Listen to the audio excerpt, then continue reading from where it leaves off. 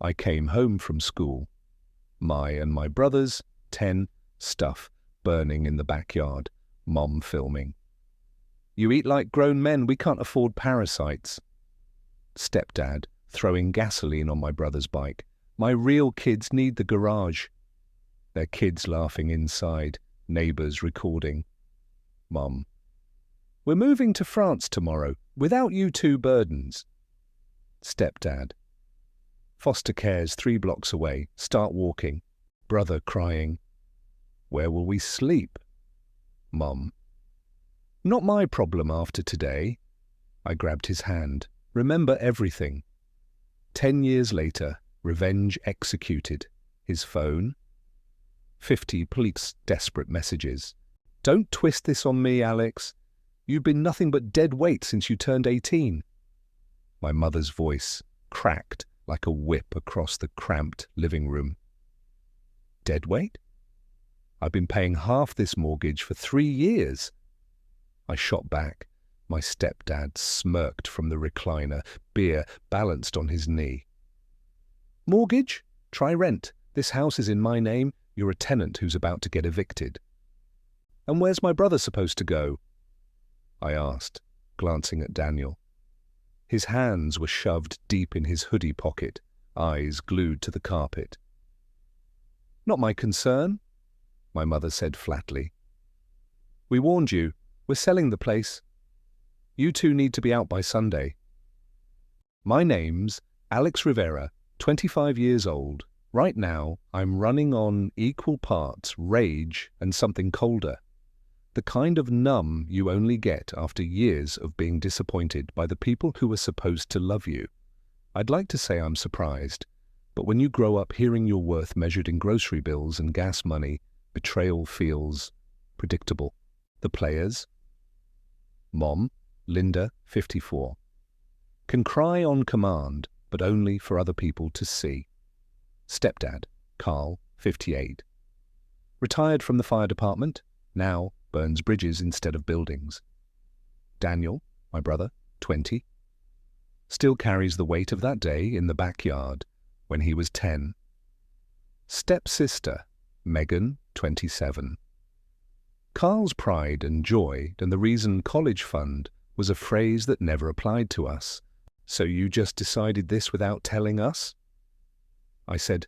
Carl leaned forward. We didn't decide, we acted. That's called being adults.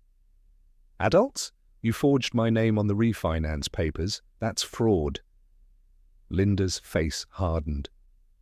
It was either that or lose the house years ago. You should be thanking us. Inside, my pulse was a steady drumbeat. I'd been waiting for this conversation for a decade. Just not like this. You're lucky we kept a roof over your head this long. Megan chimed in from the doorway, arms folded like she'd been waiting for her scene. Daniel flinched, but kept his eyes down. A roof you paid for with my brother's credit, he muttered, almost too soft to hear. Carl's glare shot across the room like a thrown bottle. Watch your mouth, boy. The air felt thick, like the walls were leaning in. I looked at Daniel and saw the same thing I'd seen for years. Not fear exactly, but that quiet submission kids learn when yelling never works. Inside, my mind kept looping back to a sound when not shouting, not crying, but the slow hiss of gasoline from a plastic can on a summer afternoon. The smell, the spark. Daniel's voice when he was 10, where will we sleep? That's when I realized something. I wasn't here to save my stuff. I was here to keep a promise. We came home from school to the smell of burning rubber. Our bikes, our only way to get anywhere in that little town, were nothing but frames and melted chains. Daniel's bike was still half intact, the back tire untouched. Carl noticed. Not yet, he said, like a director waiting for the cue. He grabbed the gas can from the porch, tipped it over the tire, and stepped back. My real kids need the garage, he said, tossing a match like he was dropping a mic. Linda stood there with her phone, laughing, recording, saying things like, "This'll teach 'em." Neighbors watched from their lawns. Nobody said a word. That night, in our room that smelled like smoke, Daniel wouldn't talk. I put my hand on his shoulder and whispered the only thing I could think of. Remember everything. It wasn't about revenge back then, it was about survival. Keeping the truth alive in at least two hearts. Back in the living room, I kept my voice steady. "Carl, you remember the cash-out refinance 2 years ago?" He leaned back, smirking. "Course I do. Paid off my truck with it." "Funny," I said. "Because the bank investigator I spoke to says you didn't just forge my signature. You used Daniel's social security number for the loan insurance." For the first time, Carl blinked like he'd been hit. Linda's lips moved, but no sound came out. Megan let out a short laugh, the kind you make when you don't understand the rules of the game you've just lost. "Wait, that's illegal?" "It's a federal offense," I said, calm as a held breath. "And I've got every document, every call, every recording, plus," I glanced at the clock, "you might want to check Channel 9 in about 5 minutes." Carl's face went red so fast, I thought he'd pop a vessel. "You ungrateful little—" Linda cut him off. "Alex, well, listen, we can fix this. We can make a deal. You don't have to—" Daniel lifted his head for the first time all night, voice shaking but firm.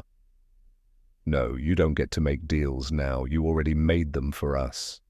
Megan muttered something about not being involved and bolted upstairs. Carl cursed so loud the walls seemed to vibrate. I didn't move.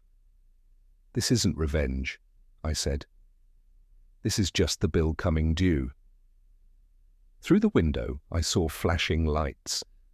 Not police, but a news van, parking crooked at the curb. For the first time since I was 12, Carl didn't have the last word.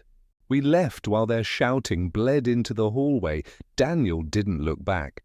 I did, just once, not out of guilt, but to memorize the scene. 2 days later, Linda texted, "I'm sorry, I didn't know it would go this far."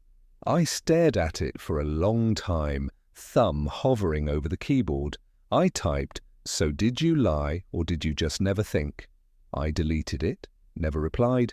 Instead, I drove Daniel out past the edge of town, where the road turned into dirt and the sky looked too big for its own good. We sat on the hood of my truck, legs dangling, drinking gas station coffee like it was champagne. For the first time in years, his smile wasn't a mask. Life didn't become a movie after that. Bills still came. The truck still needed work. Carl's pension got frozen during the investigation. Megan vanished to some apartment 3 states away. Linda's name ran in the paper for 6 days, I counted, before it got replaced by a story about a lost dog. But something shifted. Daniel applied for a welding program. Full scholarship from a charity that helps kids who've been in foster care. He almost didn't send in the application until I told him. They only made you feel small because they were scared you'd realize you weren't. Some nights I still replay the backyard fire in my head, but now, instead of the smell of gasoline, I remember the sound of Daniel's laugh on the hood of that truck. I'm not sure forgiveness will ever come. But healing, that's already working its way in. Slow, stubborn, and real. If you've ever been thrown away by the people who were supposed to protect you, you know the scars don't fade, but they can shape you into something stronger.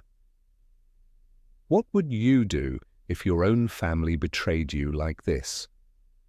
Would you walk away quietly, or make sure the truth came out?